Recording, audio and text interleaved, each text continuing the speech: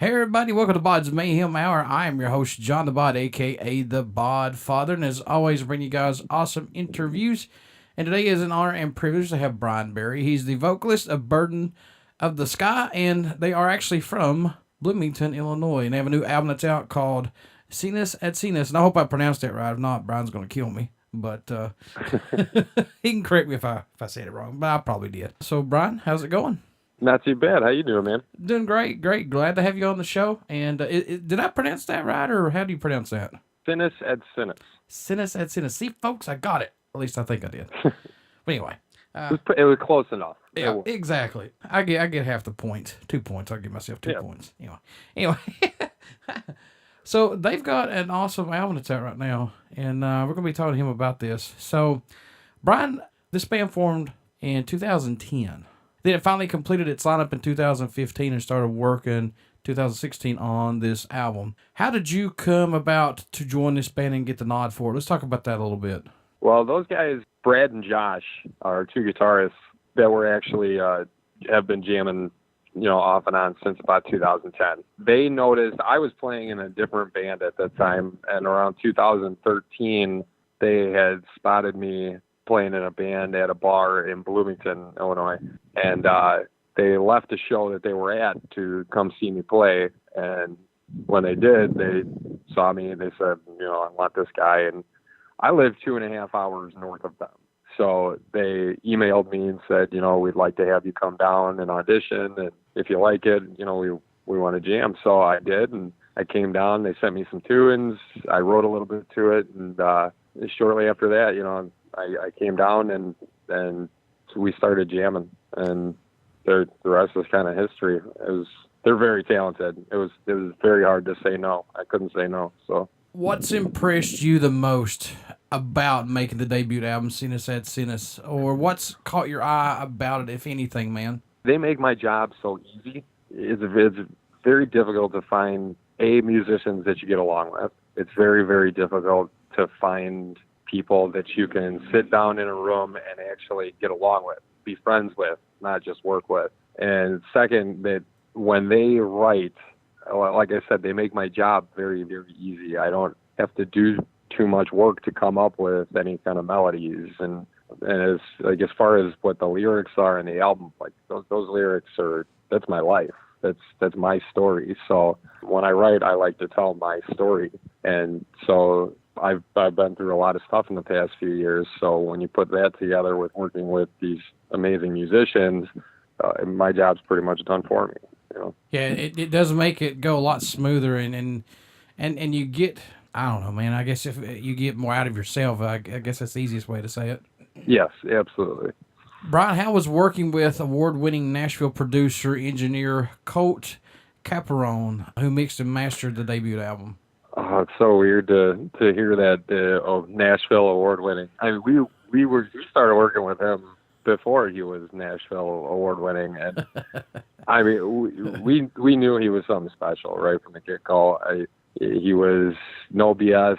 It was, when we got there, we got straight to work, and he's very good at constructive criticism without criticizing. There's a lot of producers out there that will straight out come out and tell you that sounds like garbage, come up with something different.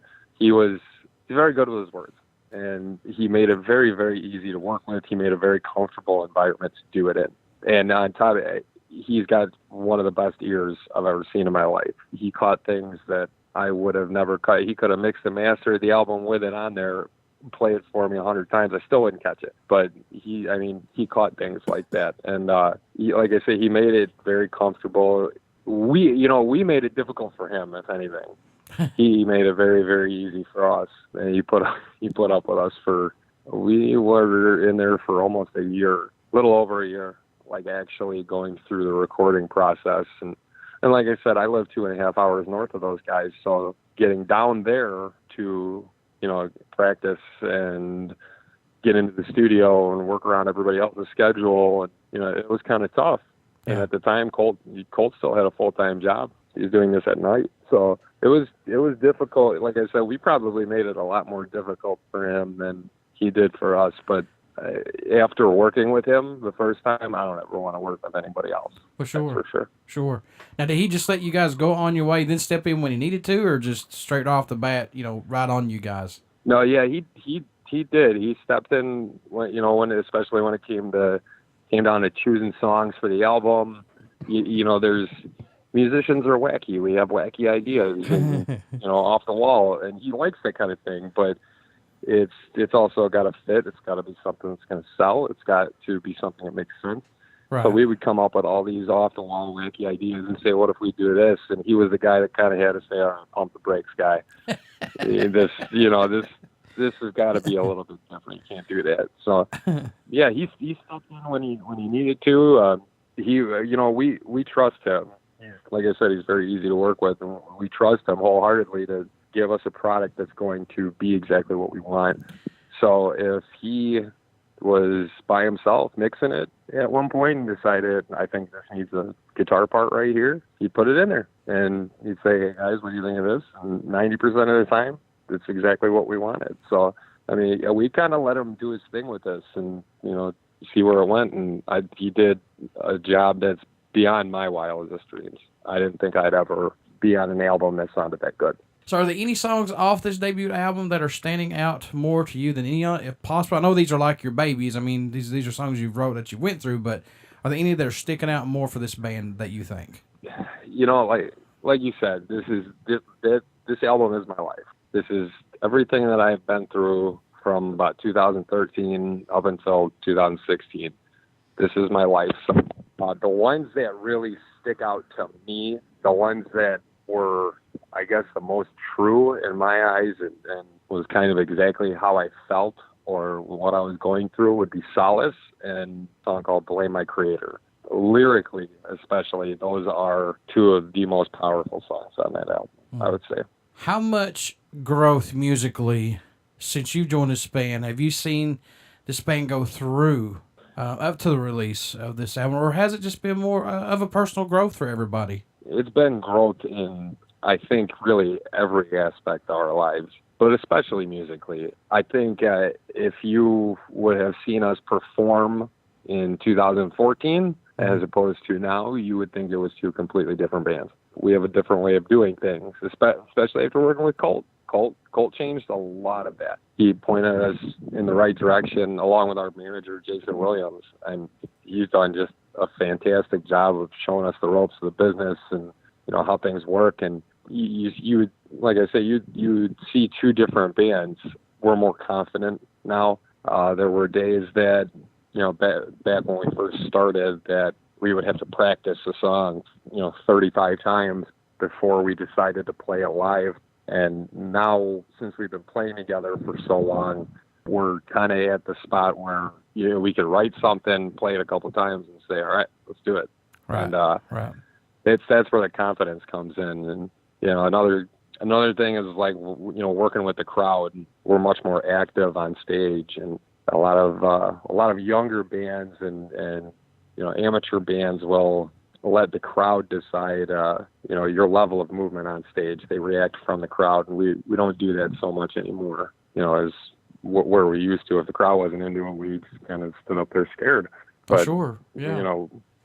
Everybody that's there, whether it's 5 people or 5,000 people, they paid to get in there. They paid to see a show. So that's what we give them. We don't give them just, listening to it. They can go home and listen to our record. It's got to be visual too, and so we do our best to do that. Yeah, I mean, you think about a young band coming on stage with the previous band who didn't get the crowd going, or they just booed them. I mean, what the hell? That next band coming on is going to be like, "I want to go home. I don't want to do this." Yeah. Oh yeah, definitely. And it's happened. It's definitely happened before. We've never been booed off stage, but there's definitely been a couple shows that we played where we just were not playing to our crowd. So it happens to everybody.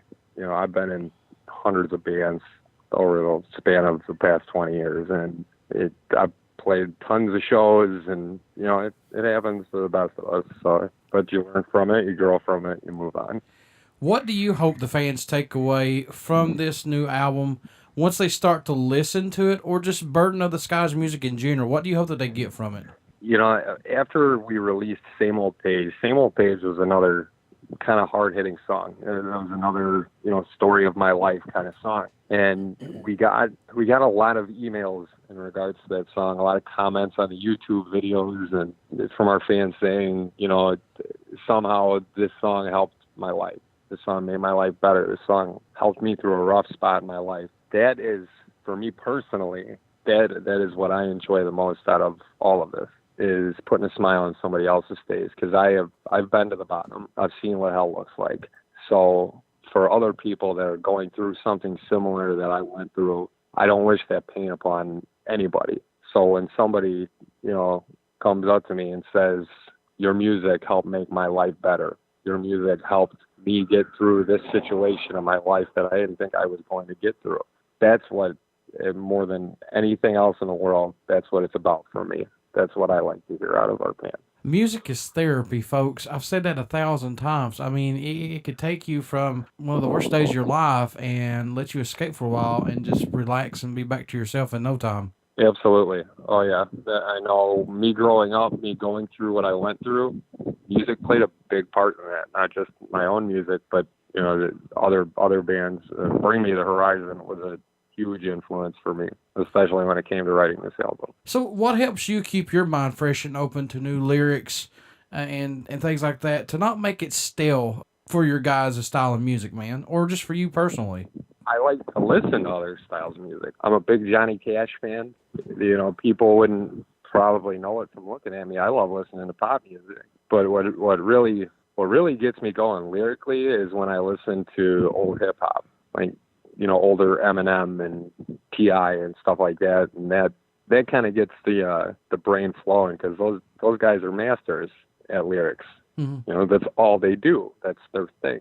Mm-hmm. So, it's poetry made into a song. And so when I get ideas, I listen to how those guys flow, and I look for different vocal patterns, and I try not to make something the same as the last song.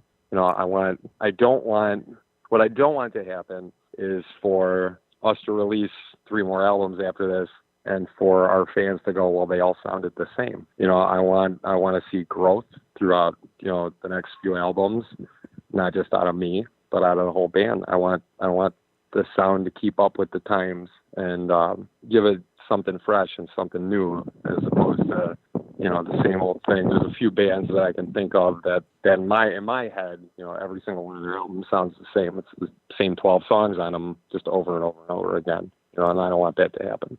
I like to throw this question out here because I don't want bands to forget where they come from and everything. And I know that's kind of crazy, but that's just me personally. But how much local support does Burden of the Sky get via fans and venues and radio play like that, man, locally for you guys? Locally, we do okay locally. When we play a hometown show, depending on the venue, we come pretty close to selling it out.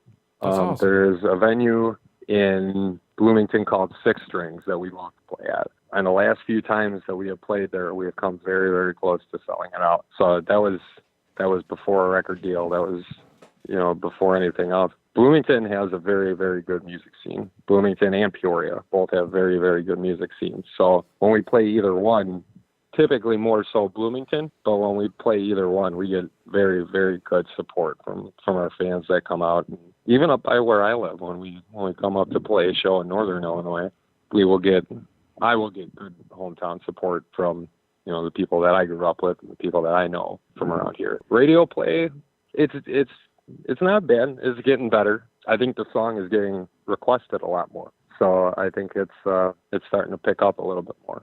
I think that's awesome when bands, not so much mainstream bands, like Slayer, Metallica, stuff like that. But any band that gets signed to a record deal and they still come back and play their hometowns, that means more to me as a fan than anything, Oh, yeah. I love playing Bloomington. There's nothing like coming home. Sure. There's nothing like coming back to where it all started. Yep. And seeing the people that were there before you were anybody, before you had a song on the radio, the people that would, drive over to your practices just so they could watch you play. Exactly. We love seeing those people. Those Yep. are the people that we owe everything to, because if it wasn't for them, we wouldn't even be where we're at right now. And plus, think about it, man. You guys are playing these shows hometown locally. There, you may have a kid that's in the audience that's playing music, and you guys could be their freaking inspiration to get out of their places and make it. You know, it's a Absolutely. you know a door that keeps swinging both ways. I mean, that's awesome. You guys do that. Yeah, yeah, definitely. Like I said, I love playing Bloomington. I love Bloomington. I love going down there. I love hanging out there. I love playing there. I love everything about it. So, Brian, what can fans expect at a show from Burden of the Sky when they come to see you guys live?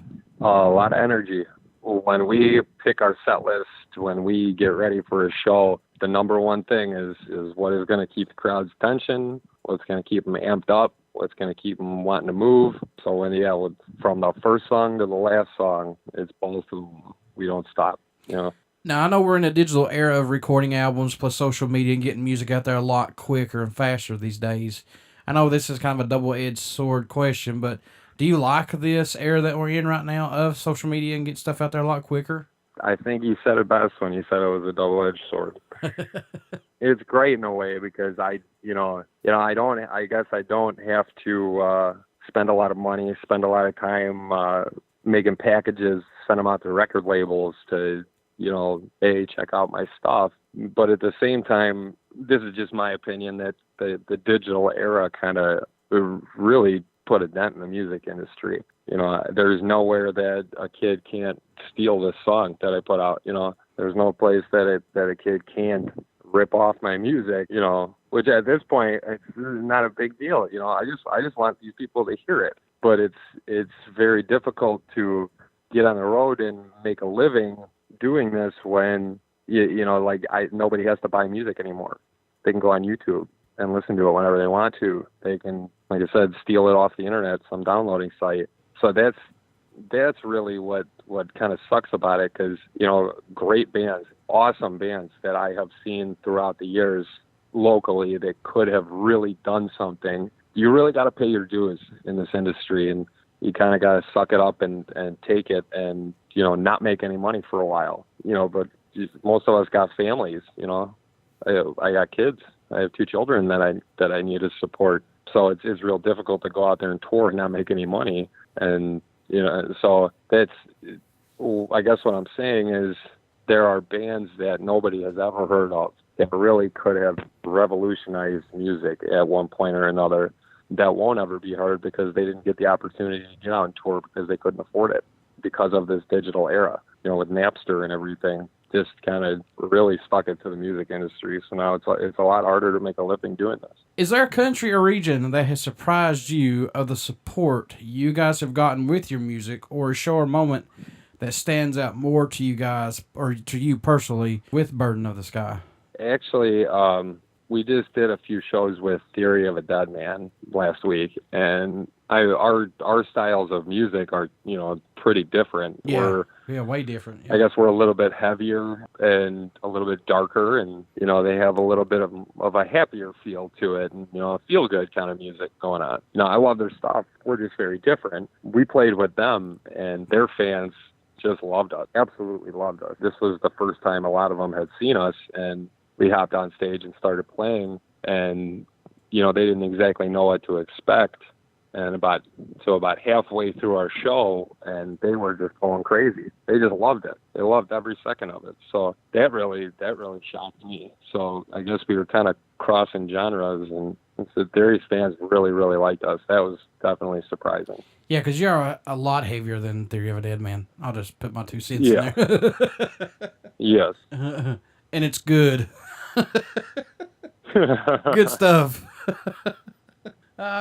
Brian, how can folks stay in touch with you guys, buy some merchandise, this new album? How can they do that, my friend? And tour dates, how can they do that? Facebook is always a good one. Just type in Burden of the Sky on Facebook. Goes right to our page. burdenofthesky.com is probably the best way to buy merch. We have Twitter accounts and Instagram accounts. I cannot remember for the life of me what they are. But if you search us on Twitter and Instagram, we will pop up. We're actually very, very good about responding to messages and tweets and everything like that. So if you guys got something that you want to say, feel free to send us an email or tweet about us or send us a picture via Instagram or fax it to us. I don't care. We like to talk to our fans. we reply very quickly, and yeah, we want to hear what you guys have to say. So Before I let you go, good sir, will you care to do a promo for the show? oh yeah, sure. Hey, this is Brian from Burden of the Sky, and you're listening to BODS Mayhem Hour. Everybody, stick around. We got some great music coming up, and you only hear these interviews right here on BODS Mayhem Hour and Uber City Radio. Thanks, Brian. No, thank you. Thank you very much for having me.